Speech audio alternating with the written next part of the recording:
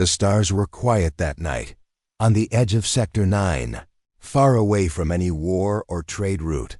A small alien station floated near a dead moon. It was called Listening Post Theta 7, and it had only one job: to listen. The station had 5 workers. All were from the Varnali species, tall, thin beings with silver eyes and skin like dark glass. They were scientists, not soldiers. They listened for space signals, watched star movements, and tracked black hole growth. For 10 long years, Theta 7 heard nothing but static, old signals, and the dying hums of forgotten satellites. Then one day, everything changed. The signal, it began with a low hum, quiet, soft, a whisper in the void. Dr. Yelven, the lead signal analyst, was sipping hot root water when her screen flashed red.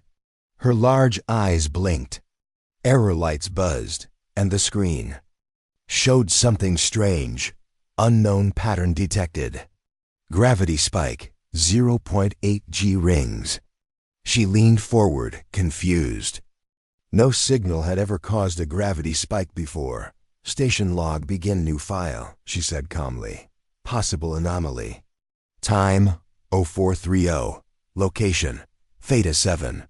Classify as unknown. She pressed a button, and then the sound came. It was not static. It was not a wave. It was music, not loud or wild, soft, deep and smooth, like something ancient, like something alive. All 5 scientists gathered around the console. The music lasted exactly 7 minutes. Then it stopped. At the end of the music, a message played. We see you. That was it. Nothing more. Silence followed. Dr. Yelven looked around. Her team was frozen in fear. What language was that? Asked Raj, the youngest. It was in Varnali, Yel whispered. No, said another. I heard it in Old Shoran. They looked at each other. Each one had heard the same words, but in their own native tongue. Warning sent. Yel sent the data to Central Council Command immediately. It was flagged as priority red. Within 20 minutes, a response came.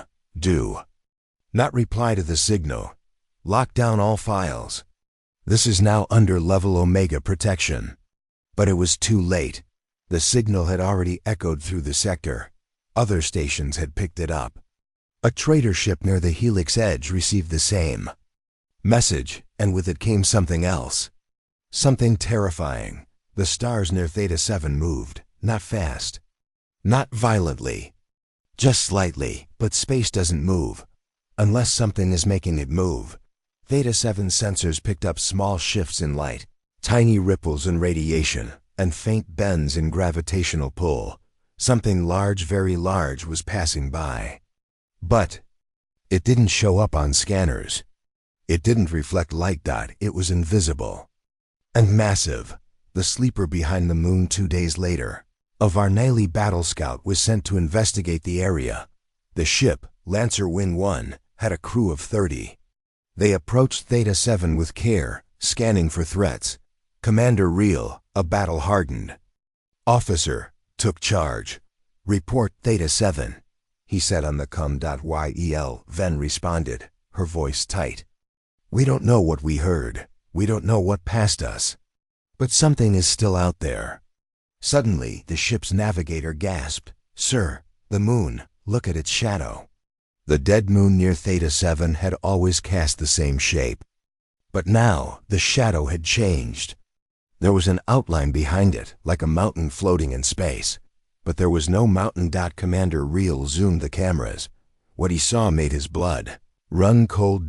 Behind the moon floated a structure. Black as night, smooth like stone, as big as a planet, but with sharp angles and glowing veins of blue light. No heat, no signal, no movement. It had just appeared.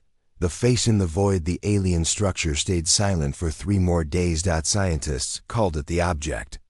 The council refused to name it. Some said it was a weapon, others said it was a god. The only clear fact was this: it had come after the signal. And the signal had ended with, "We see you." On the 4th day, Yelven woke to find her station cold, too cold. She checked the life systems normal. Then she looked outside. The object had moved closer. No engines. No thrusters. No sound. Just closer.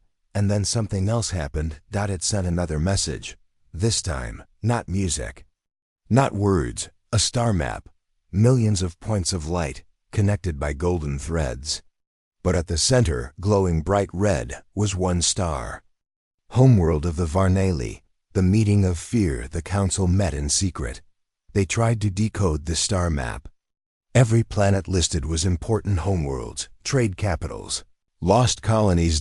It was like someone had mapped the most powerful places in the galaxy. But the message wasn't a threat. It was an invitation. The final message read, "We return, not as enemies. We return as what comes after enemies. Prepare." No one knew what it meant. But then came the last sign. A second object appeared, this time near the outer edge of the Kralin Empire, then a third near the human colonies in the Garan expanse. Each one identical. Each one silent. The hidden name in a secret lab beneath the Vernali Council Tower. A linguist named Drael tried to decode the first signal again. He played the music in slow motion, backwards, with filters, and finally, he heard it. Name, hidden inside the sound. He wrote it down in fear. Titanus Homo. Ancient human, but changed. More than human. Larger, heavier. Built for time and war. Dear Al searched the oldest files from the last war. And he found one mention. One myth. A project Earth had begun just before its fall. The Titan program humans built to survive after civilization ended, but Earth was gone, and everyone believed the project had failed. Now, it seemed they were wrong. The eyes in the dark at Theta 7. Yelven looked out at the object again. Its surface shimmered for the first time, and for a brief second, something inside moved. Not a machine, not light, a face, not alien, not mechanical. Human. But not a normal human. Too tall, too perfect, eyes like galaxies, skin like stone and stars. And then it was gone. Yell stepped back from the window. Her heart racing. She whispered one word. Titan. Final words of Part 1. Across the stars, whispers spread. Something old was returning, not to conquer, not to destroy, but to watch. To see if the galaxy had learned, and if not, to take its place again, because the Titans had not died. They had only been sleeping. And now, they were awake. The signal had stopped, but the fear had not. Across the stars, in the golden towers of the Varnali High Council, leaders argued in panic. The message from the black ship near Theta 7 was clear. We return not as enemies. We return as what comes after enemies. But no one understood what it truly meant. The strange star map showed every major civilization, every power, every capital. It was not just a message. It was a plan. The council splits inside the council hall. Voices echoed like thunder. "We must destroy it now," shouted General Torvek. "That thing is too powerful. We cannot wait for it to attack." "It hasn't attacked anyone," said Elder Yoren, the oldest among them. "It has done nothing but watch. Maybe it means peace." Torvik slammed his fist on the table. "Peace? That ship hides behind moons. It bends gravity and moves without force. That is not peace. That is a hunter waiting to strike." Others stayed quiet, because the truth was clear. No weapon in the Varnali fleet could even touch that ship. It was too big, too silent, too far beyond anything they knew, and worse, it was not alone anymore. Reports came in. More of the same black ships had appeared near different empires, near Kralin, near the ancient machines of Goro Prime, and even just outside. Human space. The young linguist in a small dusty library, far from the council. A young alien named Kira Elon was working alone. She was not a soldier. She was not a leader. She was a linguist, a word finder, a speaker of lost tongues. She had been trying to translate the music from the first signal. Others had tried and failed, but Kira heard something they didn't. In the final hum of the music, she heard names. Not in a language, but in emotion, grief, pride, patience, waiting. The song was not just a message. It was a prayer. She ran to her mentor. Dr. Halen, I think the signal was from a person, Kira said quickly. Not a machine, someone. Who has been waiting for a very long time. Her mentor frowned. Waiting for what? Kira's voice dropped. For us to be ready. The Titan name. Late that night, Kira decoded one more word hidden inside the star map, written in a dead language from the lost human archives. Titanus Homo. She searched every file, every ancient record. And finally, deep inside a human ghost archive left drifting near the Orion Rift, she found it. Project Titanus, Emergency Protocol for Human Survival. Final Phase, Deep, Evolution. Purpose, to carry the legacy of humanity beyond its fall. Status, unknown. Kira sat back in silence. These weren't just humans. They were humans changed by time. Titans. The choice. The council was still arguing when the Titan sent a new message. It played across all screens, all languages at once. You fight for control. But we have passed control. You gather power. But we have passed power. You destroy what you fear. But we once feared too. We offer you the path. One choice, one time. Speak peace. Or prepare to be left behind. Silence followed. No threats. No fire. No war. Just choice. And the map lit up again. This time not in red, but green. The silent landing in the open fields of Athenora. The capital moon of the Varnali. The sky cracked open. A black line appeared in the air. Thin, silent. It widened like a door. From it, a Titan ship slowly landed. No weapons. No shields. No noise. And then it opened. A single figure stepped out. He was tall 3 meters or more. His skin looked like starlight frozen in crystal. His eyes burned soft white. He had no armor. No tools. Only presence. The guards aimed weapons, shaking. But he raised no hand. He said only one thing. You sent the signal before we did. You called for peace. Now peace stands before you. Do you fear it? The truth unfolds. They named him Vale, the first Titan. He agreed to speak with the council, but only if Kira was present. He said her voice carried the shape of truth. Kira sat before him, nervous but calm. Are you human? She asked. Vale nodded once. We were. We are. We are what humans became when the stars broke. What do you want from us? Vale looked at the council. Nothing. We came to see. To measure what the galaxy has become. And if we fail your test? Someone asked. Vael stood silent. Then he spoke. Then we return to sleep. And when your wars burn all you've built, we will return again until one of you gets it right. The unseen problem. But as the council debated this new future, something else moved. Far beyond Titan range. In the darkness between galaxies, sensors from deep space outposts picked up a ripple in the void.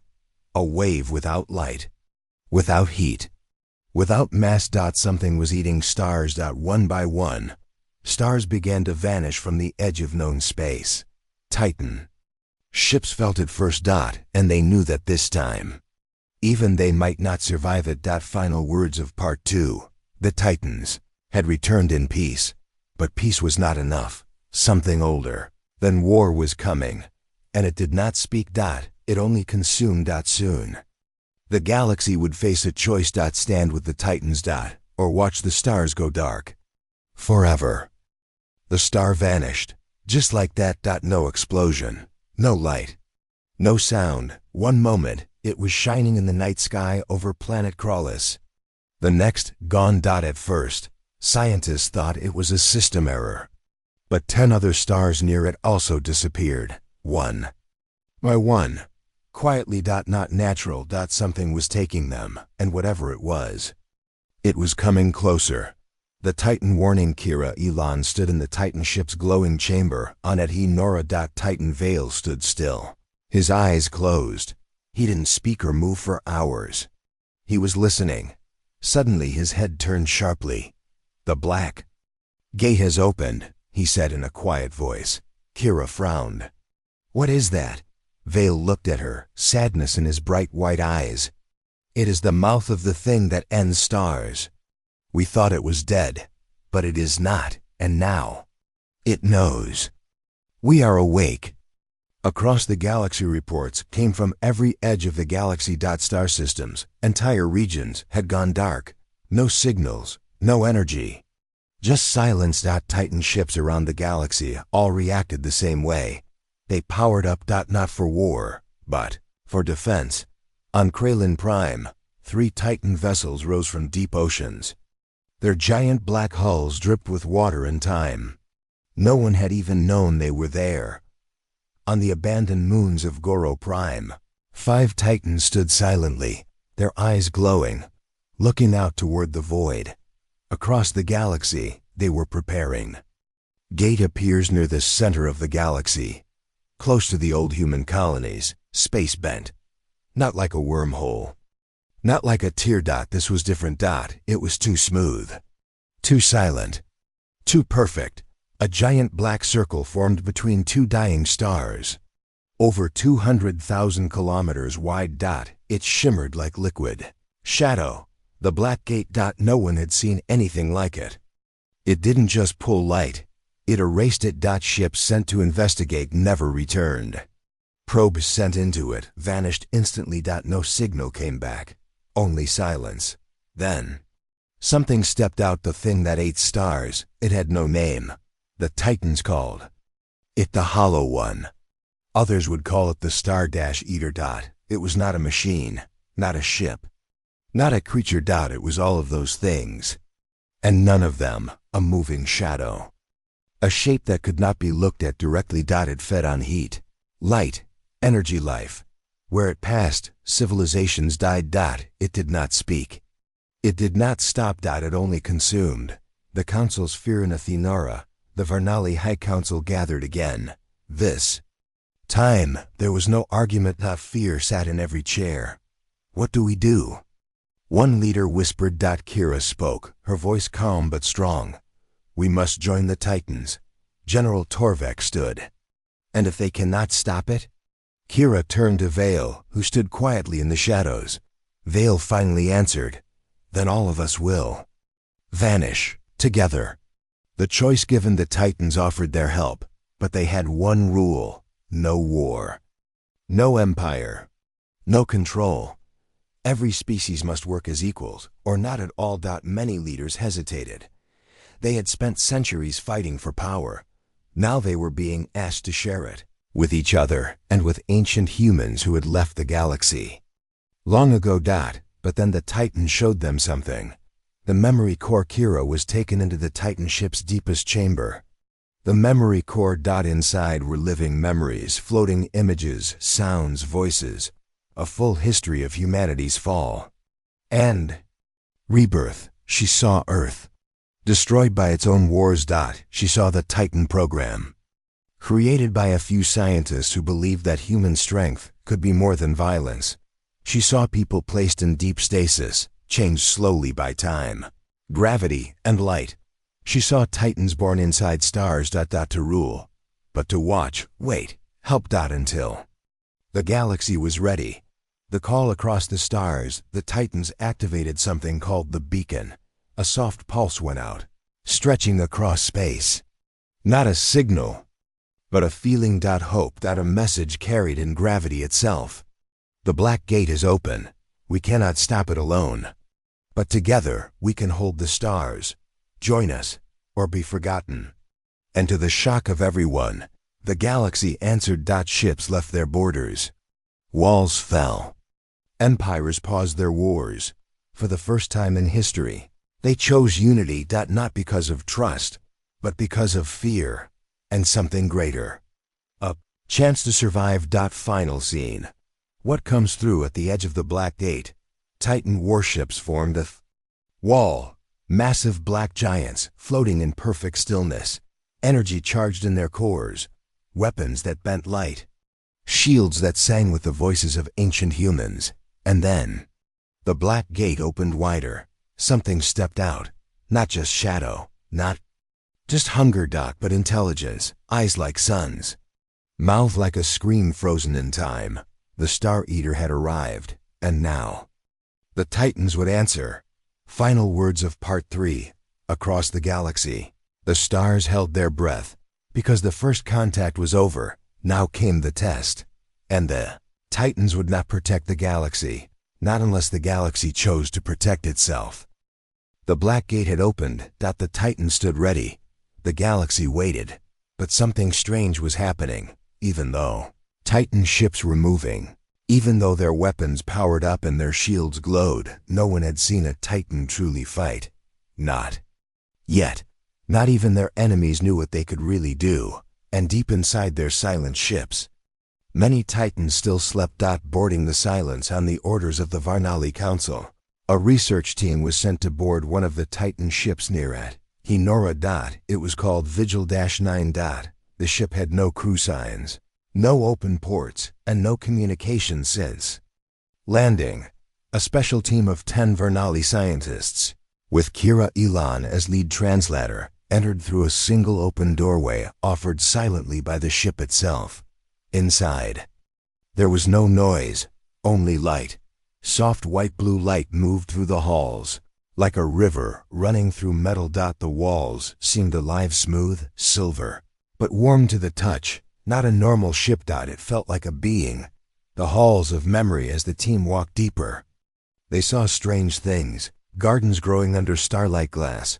Walls filled with old Earth languages, some dead for thousands of years. In statues. Hundreds of human-shaped statues lining the halls. But they were not made of stone or metal. They were real. Real humans, but larger. Still. Perfect. Each one stood motionless. Eyes closed, arms at their sides. Some were in battle armor. Some wore robes. Some held nothing, but their faces looked strong and tired. These are the Titans, Kira whispered. They are sleeping. The truth of the Titans in the central chamber. The team found a glowing sphere. It pulsed like a heart. Kira touched it. And suddenly, her mind was pulled inside. She saw memories. Not dreams, real lives. She saw the Titan births, born inside artificial stars after Earth's destruction. She saw how they were trained, not to fight, but to end fighting. Each Titan carried thousands of years of human memory, knowledge, emotion, pain. They were not weapons. They were time travelers in slow motion, sleeping for centuries, waking only when the galaxy needed them. But most of all, they were lonely, because they had watched too many civilizations rise and fall. One wakes behind the team. A sound echoed, a deep breath. One of the statues was moving. The Titan opened his eyes. His skin shimmered like glass under a storm. His eyes held stars inside them. He looked at the team, but didn't move. He simply said, in perfect Varnali, "Why did you wake me?" The guards raised their weapons in fear. The Titan did not react. He looked at Kira. "Are you the one who sings in the old tongue?" She nodded, her hands shaking. "The stars are scared," he said softly. "And when the stars are scared, the old ones rise again." Questions of fear. Kira spoke with the Titan for hours. His name was Talon. He explained that most Titans were still dreaming, deep in long stasis. They could only be awakened when 3 signs appeared. The Black Gate opens. The galaxy unites without war. A voice calls them with truth. Only then could they rise. Kira asked, "Are you going to fight?" "The Star Eater?" Talon nodded slowly. "We will fight. But we are not weapons. We are what comes after weapons." The empty one. Talon led the team deeper into the ship, to a hidden hall called the Echo Chamber. Here, things were different. The statues here were broken. Some stood with shattered faces. Others had no eyes, no hands. Their bodies looked half-finished. These were the failed Titans, Talon said. Failed? Kira asked. Talon looked away. They woke before the galaxy was ready. They fought too soon. They became something else. We call them the Empty Ones. And now, they are waking. 2. A new threat in another part of the galaxy, near the ruined world of Kessel. A Titan ship drifted alone. Inside, all Titans were dead, except one. Its name was Noros, but Noros had awakened long ago, before the Black Gate, before peace. He was not. Like the others, he had no patience, only rage. His ship's signal turned red. Its final message: peace is weakness. The galaxy must burn before it can be saved. And then, Noros vanished into the dark. The Titans Dividi Vale, the Titan on the Thenora, met with Kira again. He told her the truth. There are now two paths. One leads to unity with us. The other leads to conquest led by those who fell. We do not fear the Star Eater. We fear what we might become. Again, Kira felt a cold weight in her chest. The Titans were not gods. They were people. People with power enough to end stars. Also power enough to destroy everything they tried to protect. Final words of Part 4. The Titans were not alone. Among them were the Empty Ones, those who had lost their purpose and kept their strength. Now, as the Black Gate opened wider and the Star Eater moved closer, the greatest question was not, can the Titans save us? But, can they save themselves? The galaxy held its breath. Titan ships floated like dark mountains in space. Alien fleets circled nervously, weapons armed. Everyone expected war. Everyone feared it. But no one fired the first shot, because the Titans didn't come to destroy. They came to offer something no one trusted. Call on peace. Tension at the edge of the desert world of Seer 9. The Kralin fleet faced off with a Titan vessel called Soul Remnant. Its shape was smooth and black, like a shard of a dead star. No sound came from it. No signal. The Kralins had orders to destroy it, but they didn't. They had seen what happened when a small Goro patrol fired on another Titan ship earlier that week. The energy blast had been bent, frozen in space, and returned in the exact same path back to the shooter. No damage to the Titan ship. The Goro ship had vaporized in 1 second. Since then, no one fired again. The silent meeting, instead of war. The Titan sent one message to every fleet, every planet, every empire. We do not come to take. We do not come to rule. We only come to see. Have you become better than what we once were? Show us. Or show us that you are not ready. The galaxy was stunned. No threats. Number. Commands. Just a test. The Titan Peace Council on Athenora. A special council was formed. Titans and representatives from every major species. Not military leaders. Not kings. Civilians. Artists. Farmers. Teachers. Healers. Poets. Because the Titans believed peace could only grow from the quiet ones. The people who never made it to the history books. Kira Ilan was made the first human ambassador of the new peace era. She stood beside Titan Vale and asked the room, can we stop thinking like rulers?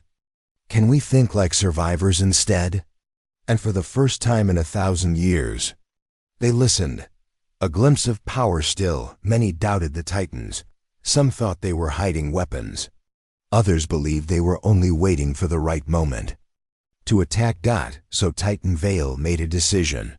He would show them. In a deep space sector. He created a temporary demonstration zone. No one else was allowed in. He summoned 8 Titan ships. Each ship charged their cores. And then they stopped a small moon. Mid-flight. The moon was falling toward a planet. It would have killed millions. The Titans froze it in space without touching it. Then they slowly returned it to orbit. The entire process took 73 seconds. No weapons used.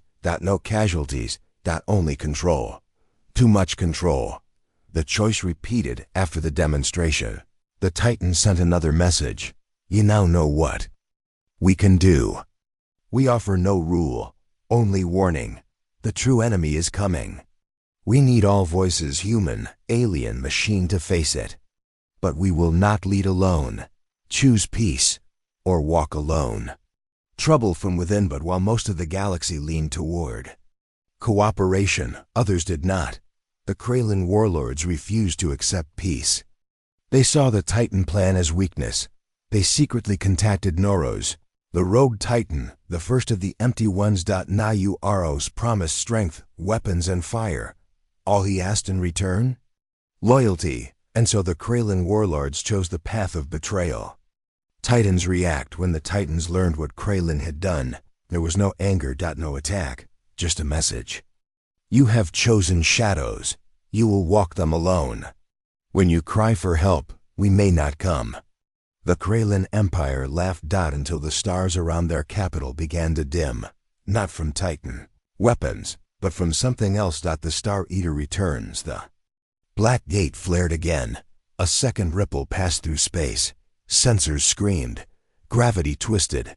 One star blinked out. Then another. Then 6 more. The Star Eater had entered the galaxy fully, and it had changed. It was now splitting, sending parts of itself in different directions. Smaller shadows. Fast, hungry, they headed toward the weakest regions first. And one of them was going straight for Kraylan. Final scene. The last message as the Kraylan defense fleet scrambled. Noros sent one final message. Let the Titans watch. We will win without them. And when we do, we will be the new gods. But his voice was shaking, because even he could see what was coming. And it was not something you could kill. It was not something you could stop. It was emptiness made alive. And it was here. Final words of Part 5. The Titans offered peace. The galaxy hesitated. And in that moment of doubt, the true war began. But it was not a war of armies. It was a war of choices, of who we become when power is offered, and when survival demands more than strength. The Star Eater had arrived. It moved like a shadow across space. Silent, cold, alive. The Titans were ready. But even they knew this enemy was not like anything before. It did not think. It did not feel. It only consumed. And before the final battle, the Titans had to prepare something else. The truth. A journey into memory. Kira. Elan stood on the bridge of the Titan ship Soul Remnant. Titan Vale stood beside her, watching the distant stars. He turned to her and said, "You must understand where we came from before you decide where we go." Kira followed him to a quiet chamber deep in the ship. It was called the Earth Vault. Inside it, the last memories of Earth. The lost homeworld. A soft light filled the room. Kira saw floating images, old Earth cities, forests, oceans, clouds. She saw humans walking together, laughing, building, fighting. Then she saw wars, skies on fire, machines turning against humans, weapons burning continents. And finally, she saw the silenced. Earth, broken. Its surface cracked, its oceans boiled, its sky black, and one last launch into space, Project Titanus. Final attempt to save humanity. The birth of Titans. The memory changed. She saw giant chambers orbiting distant stars. Inside, children, born from old Earth DNA, mixed with something new, grown slowly, their minds trained in peace, their bodies shaped by gravity and time. Each child became Titan, not born to rule, born to remember. To carry the soul of humanity. After Earth was gone, the pain of watching. Kira saw veils past. He watched civilizations rise, aliens learning music, machines painting art, lost races building temples in space. And then, wars. So many wars. Every time the Titans waited, hoping peace would come, but it never lasted. So they returned to sleep. Again and again. Until now. Kira's choice. Veil looked at Kira. "You carry the voice of the future," he said. "But you must also carry the memory of the past." Kira nodded. Why me? Vale smiled softly. Because you are not a soldier. You are a listener. The last time someone listened was before Earth fell. Kira stepped into the light of the Earth fell, and the memories flowed into her. She saw Earth's final words, spoken by the last human elder. We were not perfect, but we dreamed of stars. Let that dream live in whoever finds this. A gift from the past inside the Earth vow was one final gift. A device, small, old, marked with the words, Legacy Beacon, Earth Core. Vale handed it to Kira. This was meant to be used only once, he said. To bring light where light is dying. Kira held the device. A weapon? Vale shook his head. No, a story, but sometimes a story is the most powerful thing in the galaxy. Shadows near home meanwhile. The Star Eater's fragments reached the edge of Varnali. Space. Whole moons vanished. Solar storms exploded without warning. Thousands fled. The Kralin Empire begged for help. But Noros, the empty titan they trusted, did not come. He had vanished. And the galaxy remembered the Titan's warning. When you cry for help, we may not come. The Titan awakening across Titan ships. More began to wake. Some had been sleeping for 1,000 years. Others had never woken before. One by one, they stepped forward. Each Titan was different. Tall, glowing, strange, but calm. Together, they stood around Kira as she returned from the Earth vow. She now carried Earth's memory, and they would follow her voice, not as a leader, but as a bridge. Between what humans were and what the galaxy might become. Final scene. A signal to the dark. Kira stood on the deck of Soul Remnant. She looked out toward the black gate. The stars around it were already dying. She raised the legacy beacon. It activated, and from it came Earth's voice. Soft, kind, hopeful. To whoever hears this, we were human. We tried, we failed, but we dreamed, and we still do. The message echoed through space. Even the Star Eater paused. Just for a second, just long enough. Final words of Part 6. The Titans had strength, but Kira had memory. And memory, when shared, becomes something more than power. It becomes meaning. Now, the final test was near, and the galaxy would fight not with fire, but with its soul. The stars were dying. Near the black gate, 10 suns had gone dark. Planets vanished. Signals stopped. And at the center of the silence, the enemy floated. The Star Eater, a living void. A shadow made of gravity and cold thought. It had no body, but it moved. It had no face, but it watched. It was not alive. It was not dead. It was hunger. The gathering Titan ships began to arrive, one by one. They came from every corner of the galaxy. 32 in all. Each ship, a fortress. Each Titan, a giant of peace, but ready for war. Kira Elan stood in the center of the bridge on Soul Remnant. The lead Titan vessel. Behind her stood Titan Vale. He looked at the black gate and spoke. We have waited long for this. Now we will see if life is stronger than silence. No weapons. Alien fleets hovered nearby. Varnali, Krellin, Shoran, Goro, and even ancient AI vessels from the machine clans joined together. For the first time in history, the galaxy stood as one.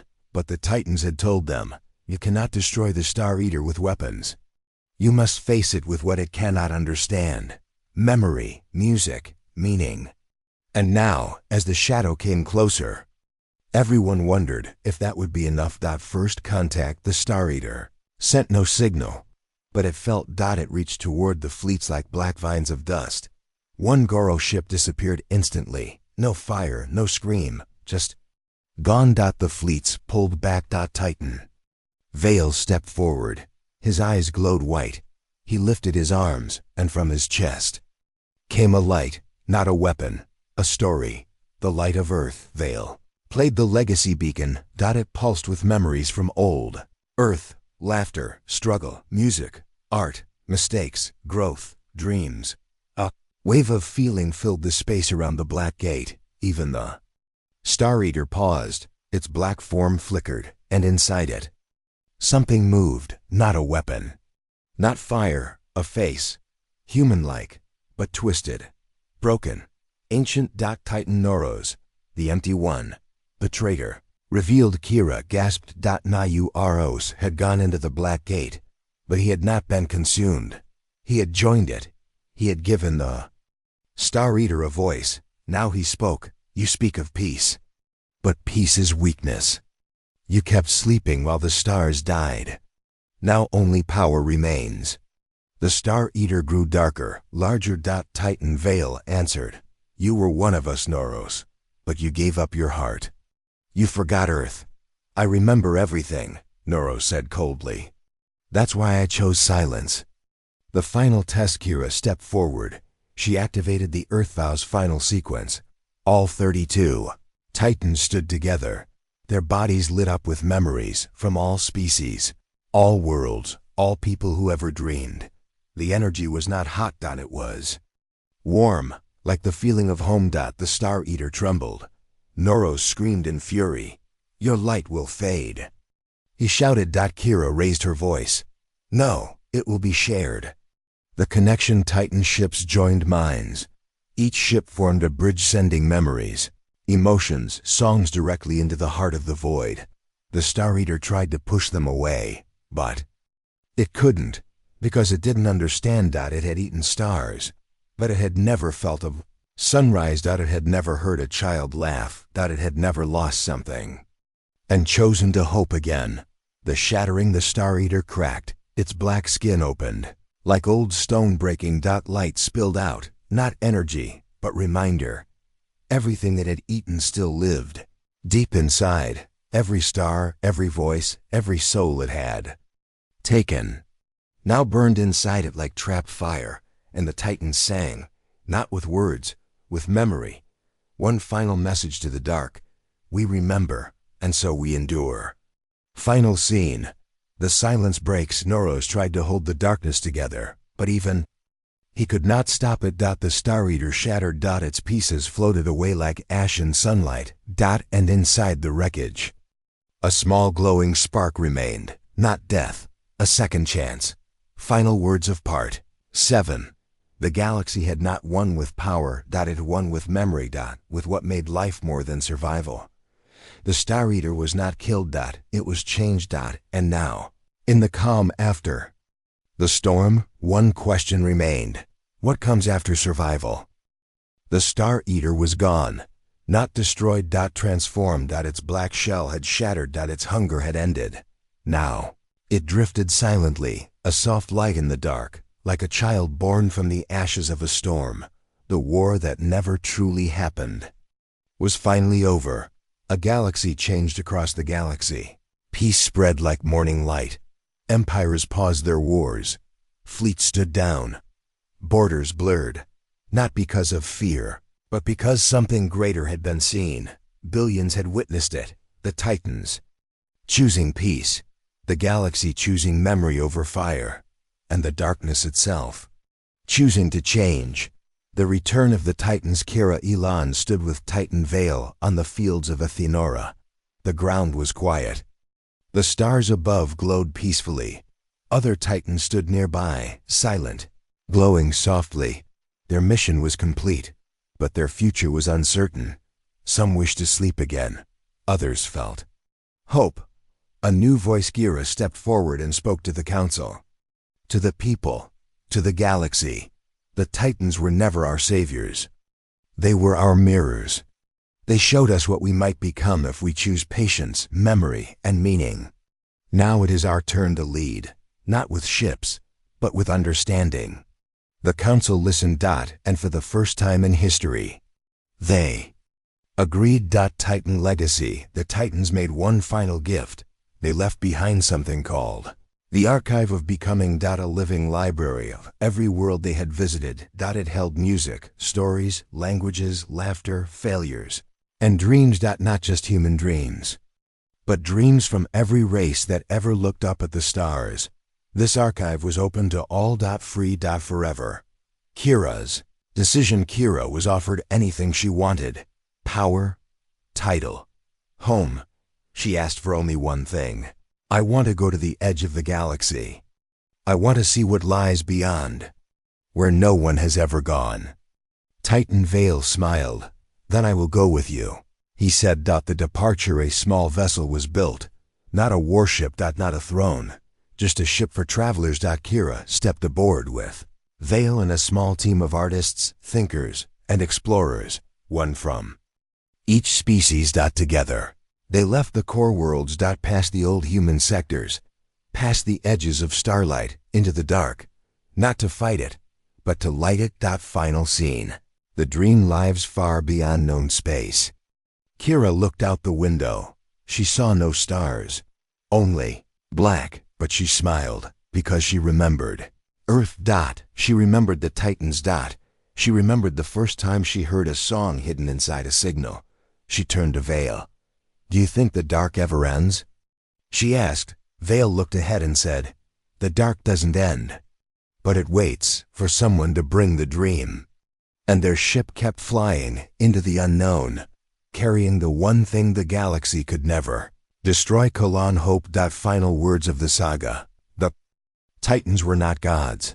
They were reminders that even when Earth is gone, even when stars fall, even when darkness swallows light, the human dream survives, and someday it becomes the light.